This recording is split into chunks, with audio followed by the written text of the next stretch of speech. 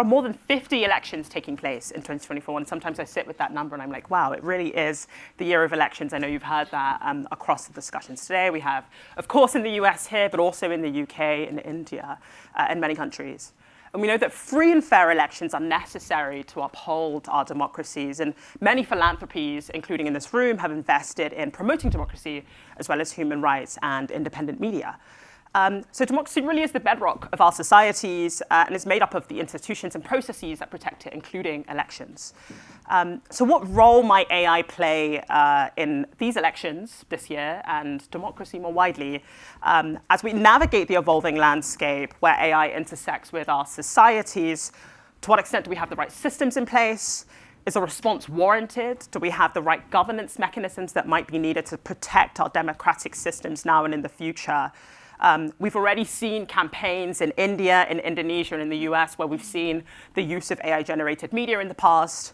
And I know somebody mentioned the Princess of Wales image, not, probably more Photoshop. But again, synthetic media is more sophisticated and less easy to detect. So what are the implications? So today we'll be diving into 3 areas. The first is the specific role of AI in shaping elections and democracy more widely versus the current state of play.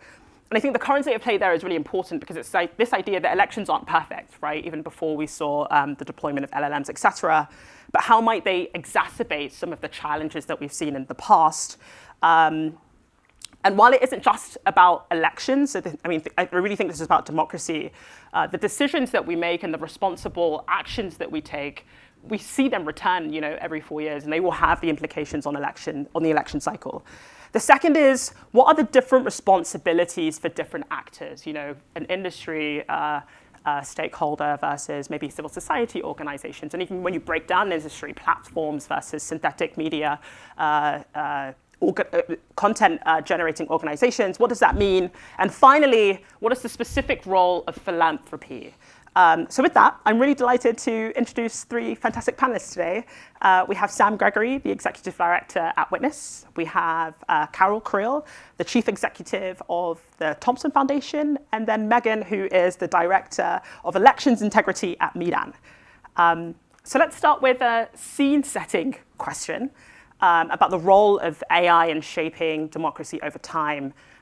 What does that look like in practice? So, Sam, you have previously said in the past that the role of deepfakes in our trust in information was overhyped in the past. And I think that this was in 2017, 2018.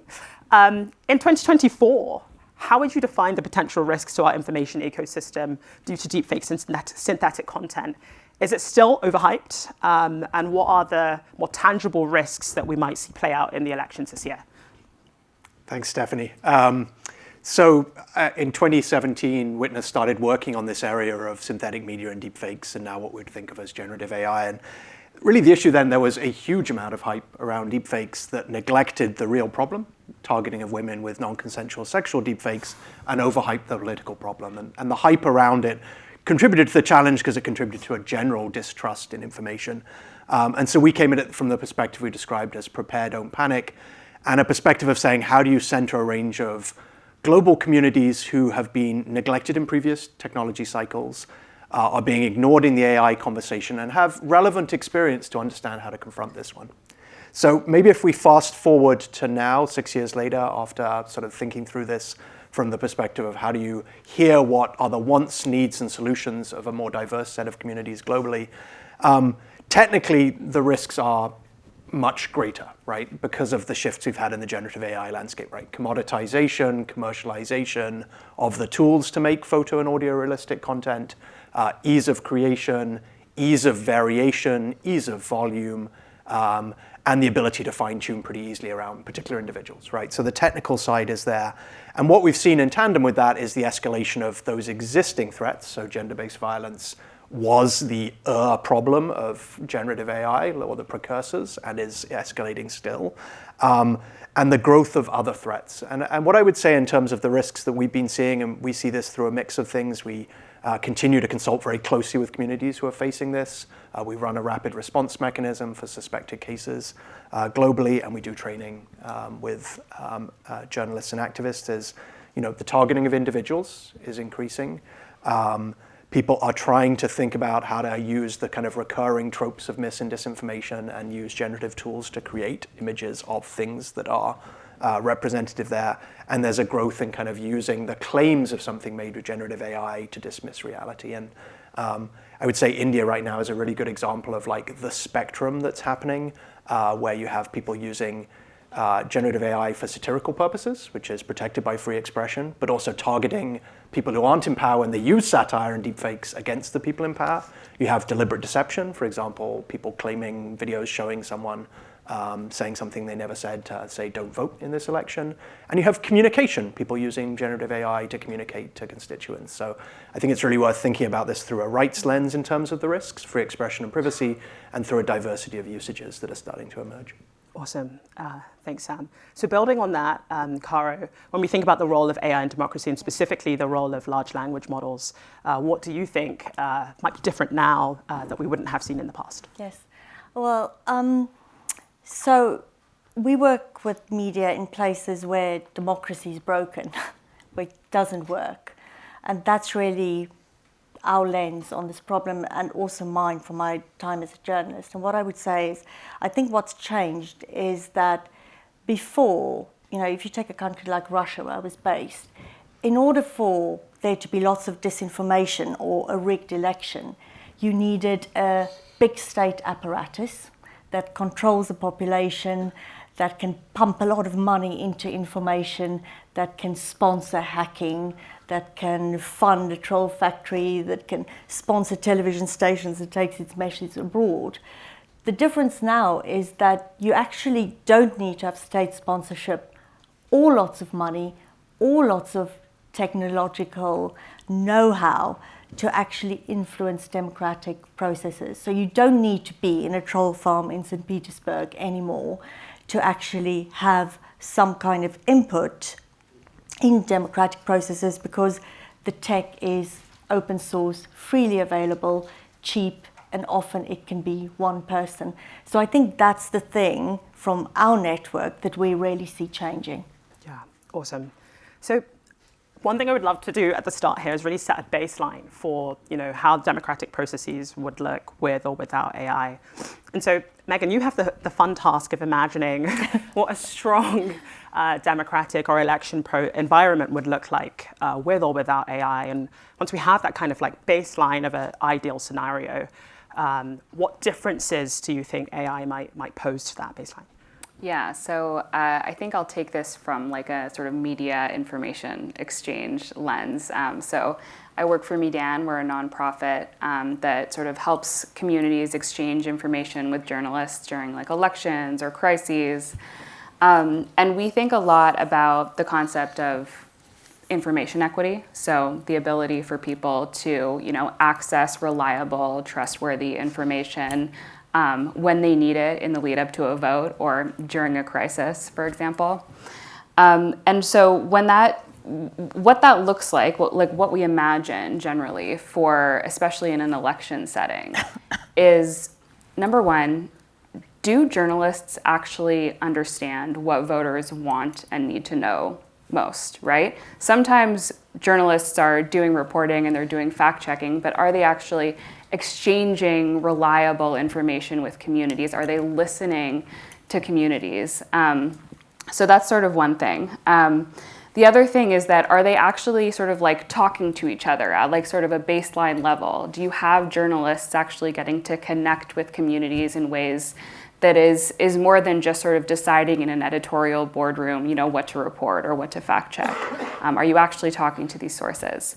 And then also, is there like a broader, are other stakeholders brought in from a broader perspective? Are we able to sort of work with civil society, with philanthropy, with technology to sort of share insights on what information audiences are actually sort of looking for as they're heading to the polls, as they're sort of assessing candidates?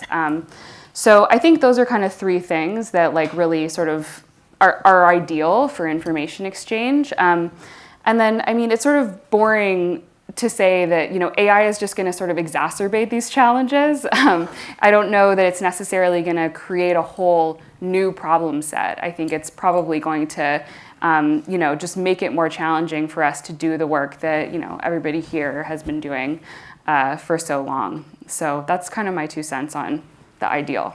Awesome, thanks, Megan. And I'm sure maybe in the questions we can go back to that. You know, is it an AI solutions, but also there are just non-AI solutions that might be important if it's about exacerbating existing issues. So now that we've got this baseline in place, Caro, let's turn to you for some tangible examples about what we've already seen in this year of elections. What are the ways that AI has been deployed, either for both, you know, positive or negative uses, and what have been the implications that we've seen? So we commissioned a case study in Taiwan, which was one of the first big national elections of real significance this year. And the reason we were interested in Taiwan was, well, a few reasons. I mean, important election because China had expressed its desires essentially to invade. But Taiwan is a very interesting market from information point of view. It's highly developed. You know, we've got 23 million people and something like 18 rolling news stations. It's very tech savvy. It's got a very developed CSO kind of fact-checking community that's linked with media. So how would Taiwan, which is in the crosshairs of China with disinformation, cope as one of the first elections seeing generative AI? And we really learned 3 things. There's been more AI-generated fakes. Interestingly, not quite a lot of audio, but I think the thing that really tripped up the fact checkers most was that the AI-generated fakes they weren't complete lies and fabrications. They were taking bits of fact and mixing them with fiction, and the result of that was that the debunking took a lot longer than it would normally take. And one of the cases that the study looked at, and this was conducted by researchers at Taiwan National University, actually took 7 days to really unravel. And I think that is the point of real danger. As we've seen with the Kate image that Andy referenced, you know, it's in this gap. It's about minding this gap, because when people are not sure, this is where conspiracy theorists and people who want to disrupt elections or influence the narrative, that's when they have real influence and they create havoc. Thanks so much, Caro. 7 days. And mixing fact with fiction. Sam, what technical solutions do we have available to ensure we can mitigate some of those risks? And are there challenges to putting some of these technical solutions in place? Yeah, and the first thing to say is Taiwan is probably very well positioned to respond. It's actually probably at the one extreme of readiness. I'll start with the technical solutions around detection, and this is something we grapple with a lot, is that technical ways to detect after the fact, that something was generated with AI are imperfect. They don't often work well across different ways to generate AI, and they may not spot when you've just edited something with Photoshop. And so the challenge we've experienced is that the skills and the tools are not available to those who need them most. So let's say journalists, election officials across a broad diversity of countries, and they're not available in a way that enables to make these timely judgments and to do the type of science communication you need to do to explain the probabilities around something rather than just the certainty. So there's a detection equity gap around the tools, and the tools are imperfect for detection. That's the first thing. Andy touched on thinking about content provenance and authenticity. This is an area that many companies have invested in, also highly publicized as a response by companies, and things like the Tech Accord launched at Munich last month.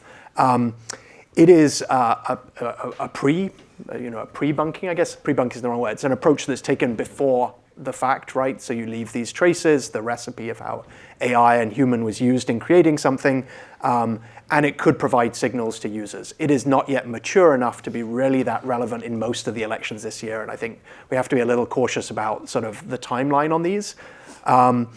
And I think there are really critical questions about how we do this right at scale, right? And so when you think about a system for showing how AI was used in making media content, you have to be very attentive to questions of privacy. How do you make sure this is about, as Andy described it, and the phrase I've used, the how, not the who?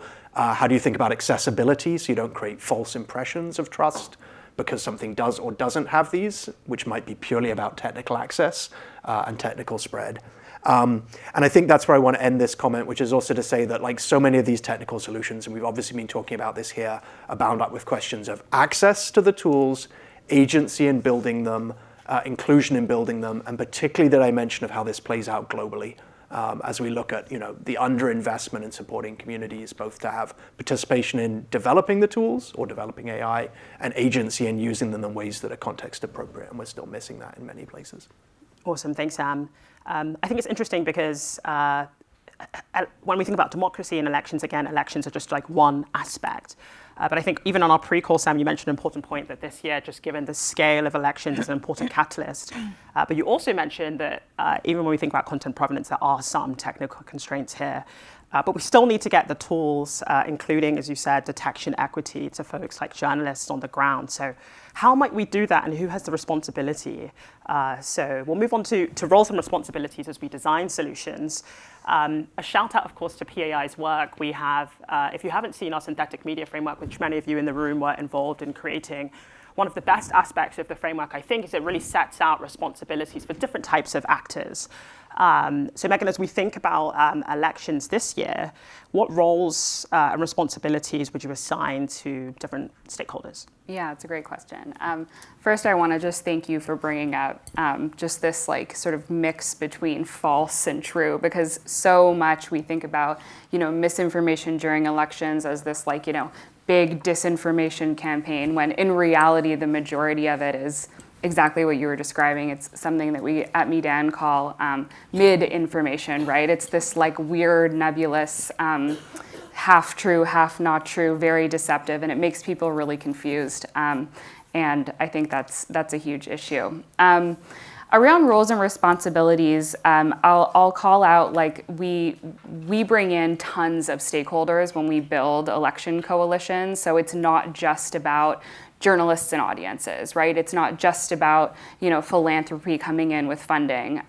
We have built networks with lawyers, with civil society, with journalists, with super, super tiny community organizations that newsrooms, for example, don't necessarily have can't access those audiences, but they can work with tiny hyperlocal community organizations to route information to those audiences to get a better understanding of what those communities actually need to know.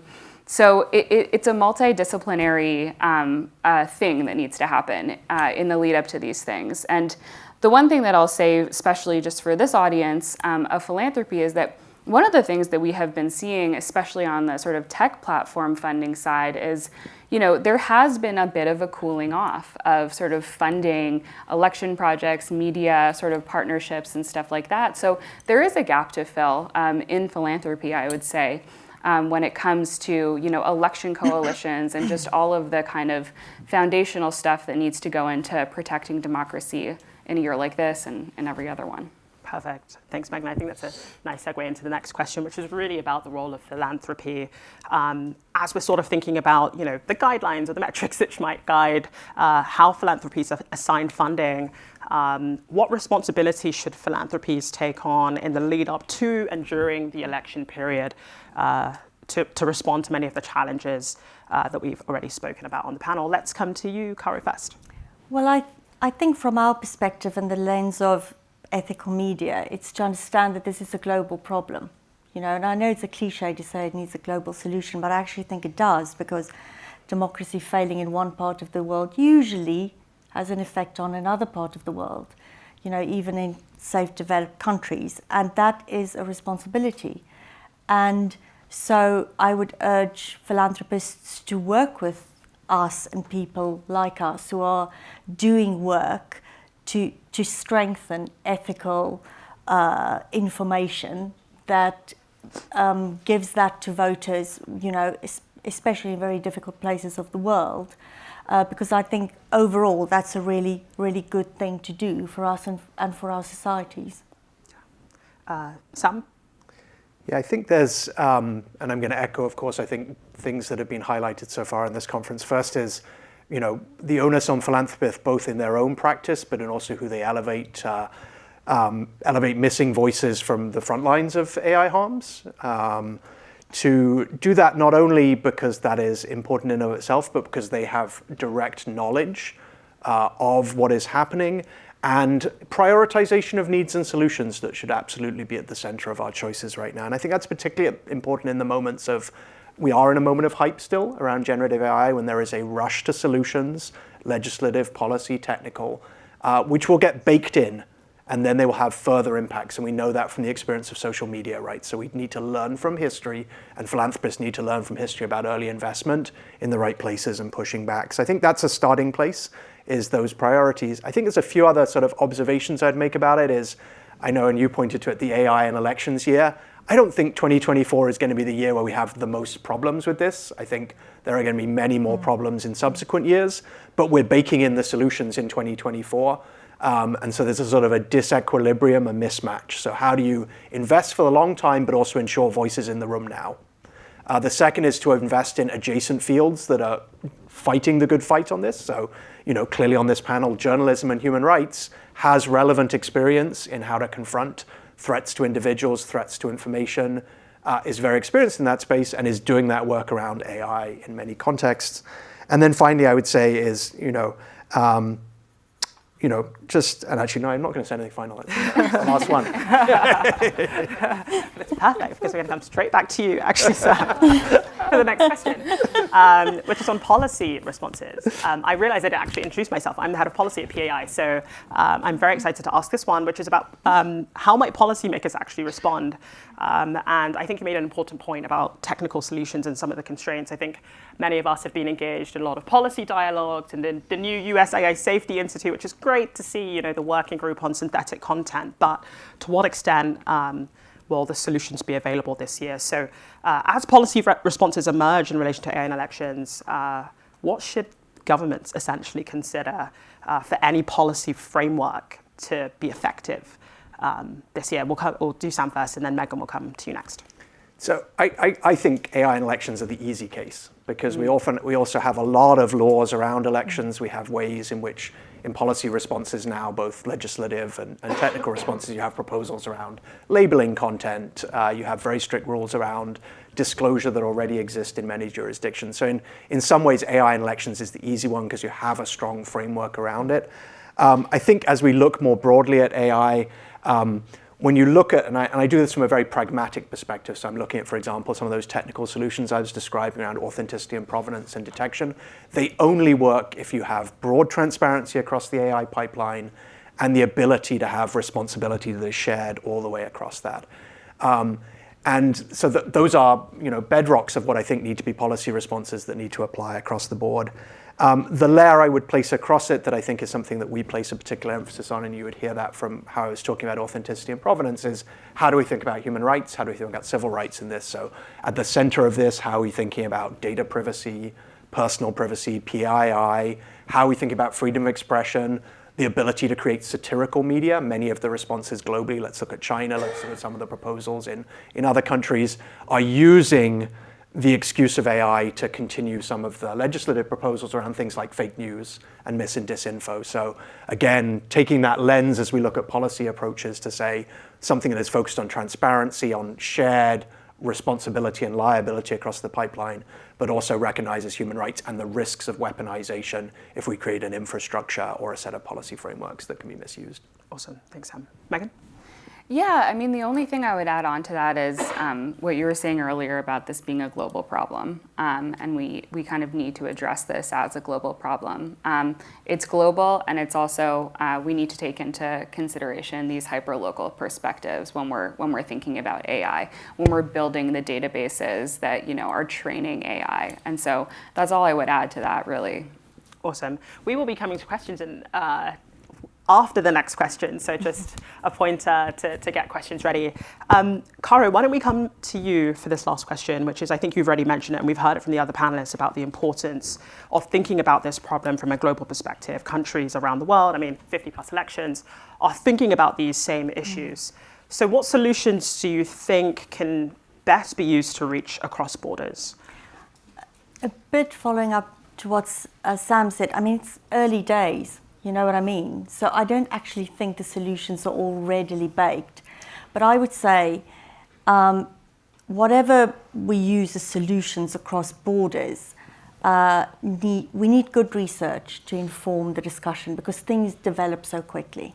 Yeah, we need to look at really how tools can be used to, for example, combat disinformation, and also for other uses around this space as it develops, and also make sure that the people that are using them, not necessarily in this part of the world, are feeding back their experiences to the people that are developing those tools, because that can actually be very useful.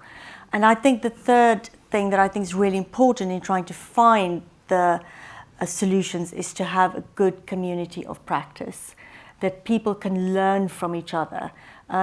Because with these fast developments, you know, it's actually really valuable to understand what is happening in other places in the world. Awesome. Thanks so much. With that, we will come to questions.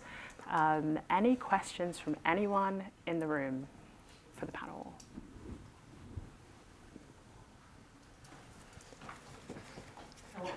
Thanks. Hi, I'm Kate Mohan. I work for Target. And this is kind of a deliberately provocative question, I guess, in the spirit of the day, but do people actually want information, like fact-checked information? Because it seems like and feels like we are all collectively loving the theater of misinformation. And institutions that we previously had built that spoke with some authority, if they weren't visibly kind of under destruction prior to the pandemic, post-pandemic, I mean, and I can think of a list starting with government agencies that, you know, I would think could speak with authority, but now I don't know that they can. And so I wonder, especially from the community perspective, I mean, what does it mean to get on the same page about the information people actually want and will value and will act on? That's a great question. I remember in the break talking about all the memes related to Barack Obama going to number 10 to check on the Princess of Wales. But really, anyway, all to say, I think that there's a lot of theatre and fun, but there's also an important question around fact-checking and how you distinguish the two, and again, the institutions to do that. So looking at the panel, I can answer. I can take a stab.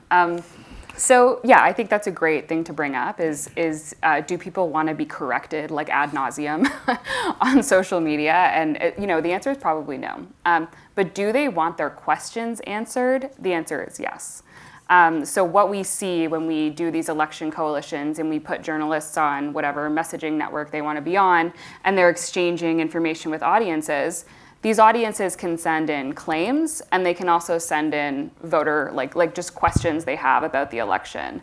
And what we see over and over again when we're sort of analyzing the narratives and the trends is that the thing that is happening more is that they're asking questions about where to vote and how to vote and what does this mean for this candidate.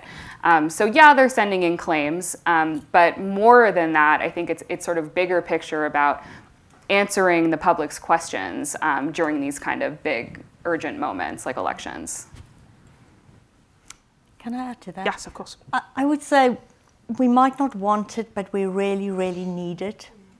And, you know, whether the Pope wore a puffer jacket and whether Kate's photograph was whatever, it's a bit of a sideshow, because I think we're looking at a world where there might be moments where we're not sure what's real and what's not real. And that can have a bearing on some really fundamental questions in our world, specifically around democracy. So that's why I think the need is so great. I agree that that a lot of people don't care about the truth right now, especially here. They're in their bubbles and they really don't want to fact check much of anything. However, one thing that came up on the panel is, I think you said when to vote. I was at an event with some Federal Election Commission folks, and one of the biggest threats to elections is simply on the day of an election saying, oh, your polling place is closed, or you can now vote by telegraph, or whatever it is. Yeah. So it seems to me, and I'd love, Caro, to see what you've seen internationally, but it seems to me we could have a very simple analog solution to this at the moment where it's required, which is local news. I in the spirit of full disclosure, I'm head of the North American Broadcasters Association, my members are radio and television, local television stations. And it seems to me there could be a simple public service announcement campaign that says your local television station is a trusted source of election information. And if you have any questions, go to their website and they will tell you what polling stations are open, et cetera, et cetera. So I don't know if I'm oversimplifying it, but it seems to me that getting people to the polls is one of the easiest things that misinformation can disrupt. And it seems there's a pretty straightforward solution to it. Yeah, no, you're totally right. I think we see that question all the time across every country that we've done election projects in, is like those very, very basic questions. And I actually don't think you're oversimplifying at all. I think it's just that, there are populations that aren't necessarily watching local news anymore, but do trust those local stations, right? So what we've done with broadcasters, when we work on broadcasters with these projects, is, they pop a QR code on their, evening broadcast, and it takes them over to a WhatsApp channel. So if they're not getting it, on the screen, they are getting it on their phone. So it's just like meeting them at all of the channels where they're, getting that information, or where they're doing that information seeking. Yeah, and I think it's an important question, which goes also back to the idea that there will be important AI solutions, but some things are just traditional challenges and issues that we have in the election space. But Sam, Caro, anyone else want to pick this? I'll just maybe make an observation about sort of how do we think about in joined up ways between technology development and election threats, because I think one of the things that a lot of our assumptions around AI at the moment are kind of broadcast assumptions, that someone's going to be sharing a deepfake very broadly. I know from Megan's experience in Medan, like closed WhatsApp groups, local level communication, and increasingly we'll see very personalized, very directed communication with. Yeah. And I think that's harder to come back because it's coming very directly to you. I think where it makes an argument for, and it's going back to the previous question, is really if we're looking at trusted information going closer to community level, a lot of witnesses work at a grassroots level globally is working very much below even the sort of community media level with trusted influencers in communities who can talk to people about issues. So, but then you have the issue of how do they have access to the technical solutions like those detections. So you have a bind there, that the necessity to move it closer to local, but the challenges of the technical access. Okay, I have a question. Hi, my name is Anna. I'm from MILA, the Quebec AI Institute. And I would be really interested in what you see in your research around differences in generations in terms of how they react to disinformation. Which kind of media sources do they trust or not trust? And I mean, really anecdotally, my teenagers basically don't trust anything anymore. In a partly a good way, like I think they do just a lot more research, but generally they don't trust. And I think we do see just a lot of differences. Like some, older generation might trust local news stations a bit more, whereas others just really don't actually have even a TV anymore, right? And they just actually don't use it at all. Yeah. Caro, do you want to? Yeah, I mean, it's a really difficult question. And I guess it also depends on where you are in the world, and what the trends are, and who trusts what. I think one thing that quite concerns me when this is raised is that it almost feels sometimes a bit like it's a bit of a futile battle, It's like there is this morass of disinformation out there, and there are platforms, and it's a bit of a free fall, and who knows what is true and what's not. I think there's also research that shows that, at moments of crisis in the world, like during the coronavirus pandemic, people's usage of trusted media sources, often legacy media sources, was actually quite high. So I think this generational thing and where people get the news from is really difficult, because it really means you've got to work with loads of different suppliers and verifiers of news and of media. On the other hand, I think that is quite a noble cause, because we don't live in a world anymore where you only get your source, from one single your news from or information from one single source. So I think actually finding distributors and players that are people that possibly come from the same place, i.e. they actually want to clarify what's happening in the world, and their motivation is to have a trusted, fact-based information system is a really worthy and important cause, just because it is so disparate, the world of information consumption that we're looking at. Awesome. And with that, we'll close up Q&A. Thank you guys so much for the questions. We'll do a quick round of this return to the call back to philanthropies. What would you like to see the role of philanthropies in the future when we're thinking about AI and democracy? We have about 20 seconds each for your kind of call to action. No pressure. You want me to go first? Yes. Okay, I'll go really fast. So I think one of the things that we haven't totally brought up yet that I will call out is data and data sets and LLMs, and having philanthropy focus on making sure that data is not just informed by local communities that are being impacted by it, but created by those communities. So that would be mine. Fantastic. Caro? Work with us to show how these very powerful tools that at the moment kind of are associated with not great things can actually be used for good. Awesome. Sam? We focused the witness on the idea of prepare, don't panic. And I think for philanthropists, this means now invest in preparing. I think we're still preparing. I don't think we're yet in the full storm. In the needs and solutions prioritized by communities, and now directly resource where those are needed in fields like journalism and human rights to respond to the AI elections threat. Fantastic. Thanks, Sam. So we have data and data sets. We have positive use cases. And I know Alex from Google was flagging some to me earlier. And then Sam, prepare, don't panic. Really great call outs for philanthropies. And with that, thank you guys so much for joining us today. Thank you all for being here.